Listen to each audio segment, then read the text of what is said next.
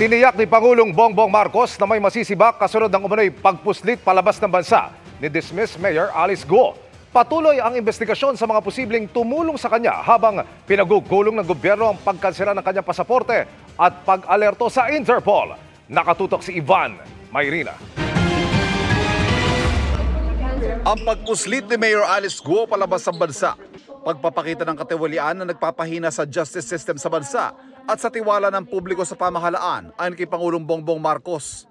Pagtitiyak ng Pangulo, may masisibak.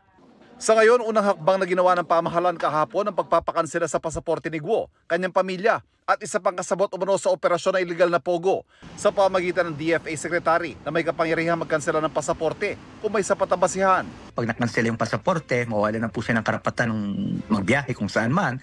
I-hold na po siya ng bansa kung saan man po siya nandoon. Pag nagkaganon na po, magti-trigger na po yon ng tinatawag nating blue notice at saka red notice ng Interpol, and that would allow the law enforcement agencies ng lugar na yon to arrest them and take them to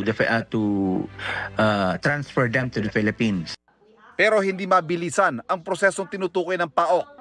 Sa ngayon kasi ang pangunahing basihan ng kanselasyon ng passport ay ang warrant of arrest ay nilabas ng Senado dahil sa hindi pagdalo ni Guo sa mga pagdinig tungkol sa mga pogo. Ang mga reklamong qualified human trafficking at tax evasion hindi pa naisasampa sa korte kaya wala pang arrest warrant kaugnay ng mga ito.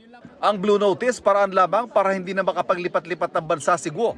Pero ang mismong pag-aresto sa kanya at pagpapauwi sa Pilipinas, hiwalay na proseso pa. There are many legal avenues available to the Philippine government. Habang pinagugulo ang prosesong yan, patuloy namang iniimbestigahan kung sino mga tumulong kay Guo sa kanyang pagpuslit. Tatlong tinitignan posibleng exit point, ang Hilagang Luzon, Katimugang Luzon at Mindanao Backdoor. Ano't anuman, sumakay man na eroplano o barko, nakapagtataka ayon sa PAOK na wala nag-report sa immigration, sa aviation regulation agencies o sa maritime agencies sa pag-alis si Guo. Sabi ng Pangulo, ilalantad daw ang mga nasa likod nito. Isang malawakang investigasyon na raw ang isinasagawa para matukoy ang mga tumulong kay Guo sa kanyang pagpuslit at sila'y masususpindi at pananagutin sa batas. Bukas kaso may kinalaman naman sa money laundering ang nakatakdang isampa ng PAOK laban kay Guo. Para sa GMA Integrated News, Ivan Mayrina, nakatutok, 24 oras.